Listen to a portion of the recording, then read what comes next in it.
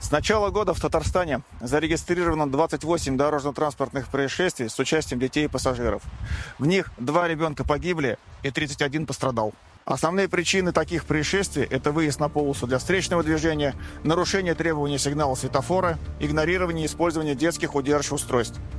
Перевозка ребенка без автокресла категорически недопустима. Важно знать, что при столкновении на скорости 50 км в час вес ребенка увеличивается примерно в 30 раз. Удержать ребенка просто невозможно. А сила удара, которая обрушивается на маленького пассажира, можно сравнить с падением с 10-метровой высоты на асфальт.